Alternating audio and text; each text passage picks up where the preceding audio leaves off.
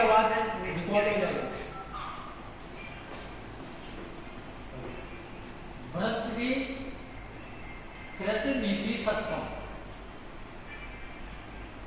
सत्यो वारितुम जलेन कुटुंब क्षत्रेण सूर्य तपो नागेंद्रो निशिता अंकुशेन समुदो दंडेन गो गर्दभ व्याधि वेशजय संग्रहस्य विविधे मंत्रे प्रयोगे विषम सर्वस्य औषधम अस्ति शास्त्र विहितम मूर्खस्य नास्ति औषध कुतुबुक जलेन वारितुम शक्य सूर्या तप क्षत्रेण समद नागेंद्र निशिता अंकुशेन गोगर्दभ दंडेन व्याधि भेषज संग्रह विषम विविध मंत्रे प्रयोगे च सर्वस्य शास्त्रम विहितम औषधम अस्ति मूर्खस्य औषधम नास्ति। प्रस्तुत सरो महाकवि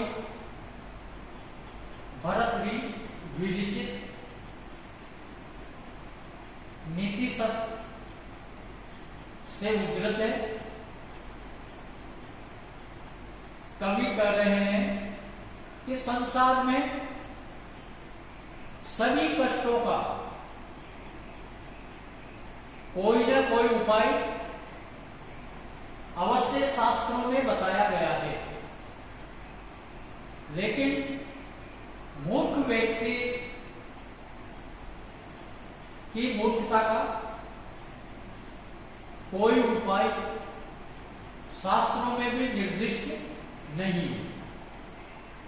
इसी तथ्य को स्पष्ट करते हुए भरतृ कह रहे हैं कुतुबुक जलेन वारितुम शक्य कि आग को जल के द्वारा शांत किया जा सकता है।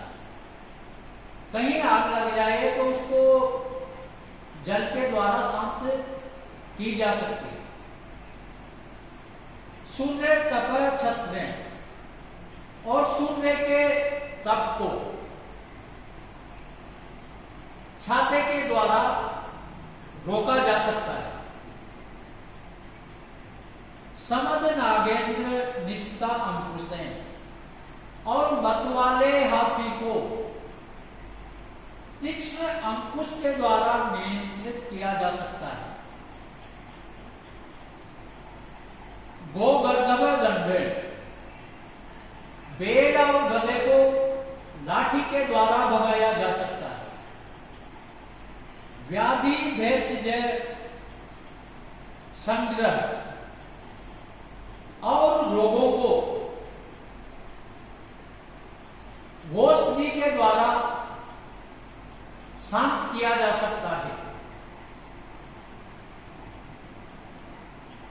विषम विविधे मंत्रे प्रयोगे थे और विष को भी अनेक प्रकार के मंत्र और साधनाओं से शांत किया जा सकता है।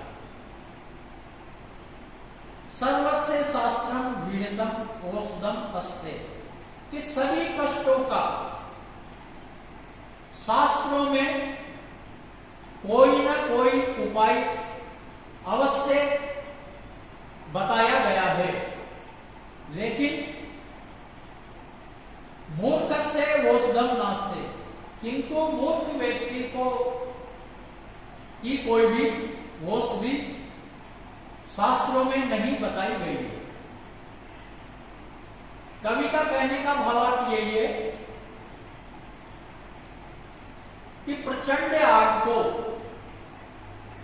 आग विनाशकारी होती है, लेकिन आग को भी जल के द्वारा शांत किया जा सकता है। और सूर्य का जो ताप होता है, प्रकाश होता है, वह भी कष्टकारी होता है, लेकिन उस उसको भी छाते के द्वारा रोका जा सकता है और मत वाले हाथी को भी तीक्ष्ण अंकुश के द्वारा नियंत्रण किया जा सकता है और अनेक प्रकार के रोगों को अनेक प्रकार की औषधियों के द्वारा दूर किया जा सकता है और विष को भी अनेक प्रकार के मंत्र और साधनाओं से शांत किया जा सकता है। तो संसार में अनेक प्रकार के कष्ट है, तो सभी कष्टों का शास्त्रों में कष्टों को दूर करने के लिए कोई न कोई उपाय अवश्य बताए गए हैं, लेकिन कवि कह रहा है कि मूर्ख से नास्ति औषधि, पर मूर्ख व्यक्तियों की कोई औषधि या शास्त्रों में कोई उपाय नहीं बताया गया है, क्योंकि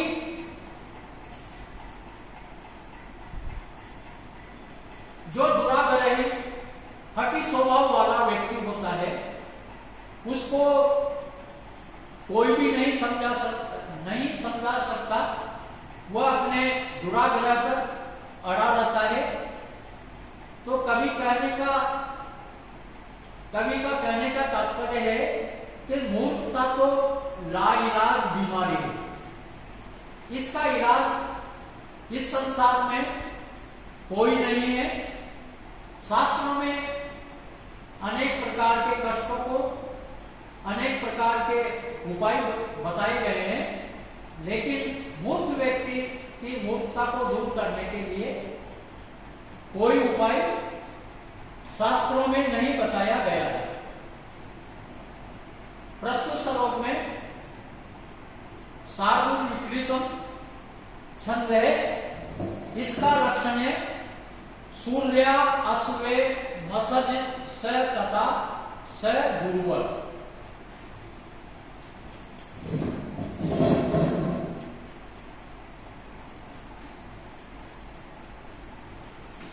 शार्दूल विक्रीडितम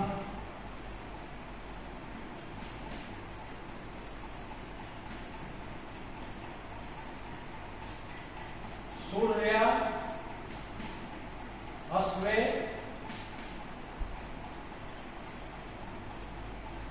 मसज स तथा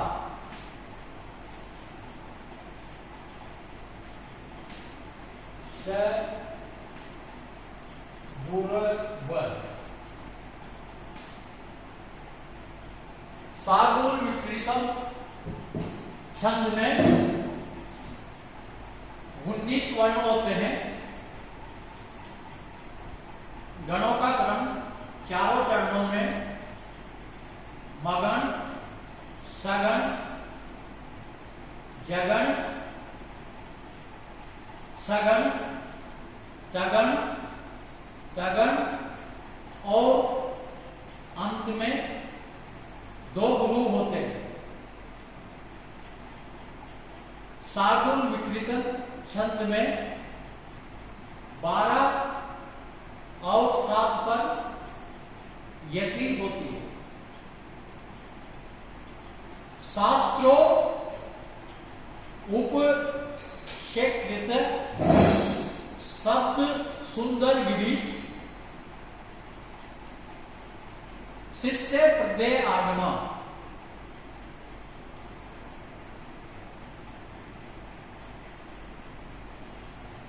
विख्याता कवियो यस्य प्रभो विषय निर्धना वसंती तत् वसुधा अधिपस्य जाड्यम ही सुदय तु अर्थम विना अपि ईश्वर। धन किसी विद्वान या कवि की महत्ता का मापदंड नहीं है। विद्वान और कवि लोग तो धन को एक तिनके की भांति समझते हैं। इसी तथ्य को उजागर करते हुए कह रहे हैं कि शास्त्र उपस्कृत शब्द सुंदर गिरी,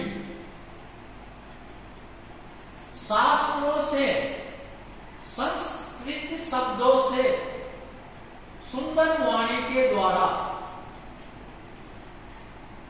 शिष्य हृदय आगमा, कि शिष्यों को,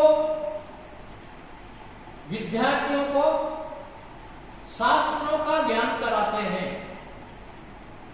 शास्त्रों से संस्कृत शब्दों से सुंदर वाणी के द्वारा शिष्यों को शास्त्र ज्ञान प्रदान करते हैं। विख्याता कवयो यस्य प्रभो विषय निर्धना वसंती, कर वह प्रसिद्ध कवि जिस राजा के राज्य में निवास करते हैं, वह प्रसिद्ध कवि, वह प्रसिद्ध विद्वान जिस राजा के राज्य में निर्धन रहते हुए निवास करते हैं, तत् वसुधा अधिपत से जागरण, कर वह तो उस राजा के लिए उसकी बुद्धि की जड़ता है। इस उदय तो अर्थम बिना, कर वह विद्वान लोग तो बिना धन के भी, बिना अर्थ के भी ईश्वरा संति का अपनी ज्ञान शक्ति से युक्त होते हैं। यहां कवि का कहने का भाव यही है कि किसी विद्वान या कवि के लिए अर्थ या धन कोई मायना नहीं रखता है। वह कवि संस्कृत शास्त्रों से, संस्कृत शब्दों से, अपनी सुंदर वाणी से, अर्थात अपने विस्तृत ज्ञान से शिष्यों को शास्त्रों का ज्ञान प्रदान करते हैं। शास्त्रों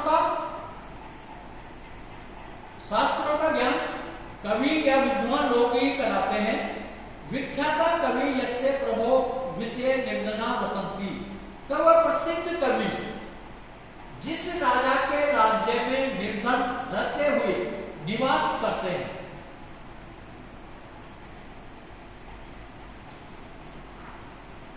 तत् वसुधा अधिपस्य जायम, कब वह उस राजा की बुद्धि का परिचायक है, यानी कि जड़ता है, उसकी बुद्धि का परिचायक है, यानी कि वह बुद्धिहीन है, उसको, उस राजा को बुद्धिमान नहीं कहा जा सकता। इस उदय को अर्थ बिना अपि ईश्वरा, तब वह, क्योंकि वह विद्वान या कवि को बिना धन के भी अपने आप में समर्थ होते हैं, अर्थात अपनी ज्ञान शक्ति से युक्त होते हैं। यहां कवि का भावार्थ यही है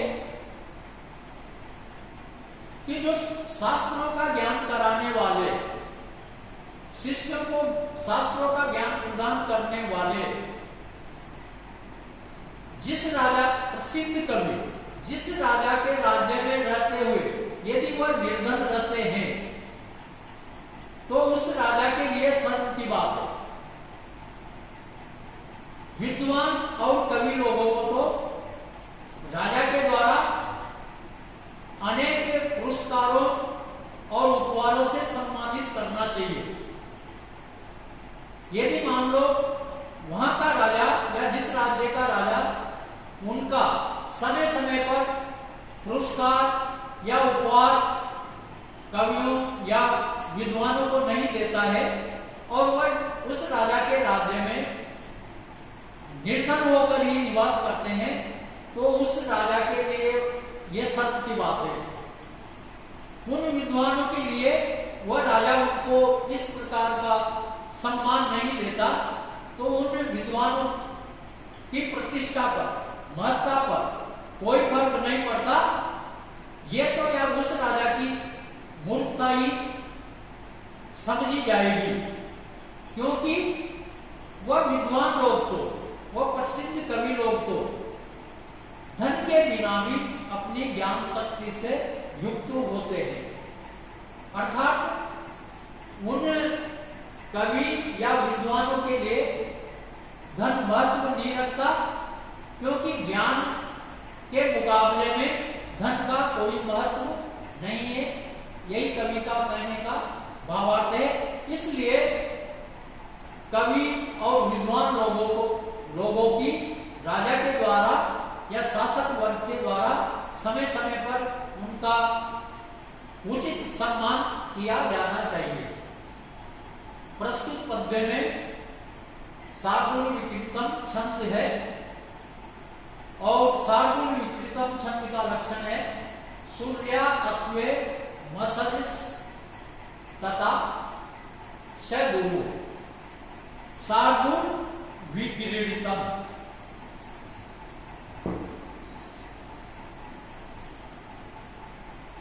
शार्दूल विक्रीडितम छंद में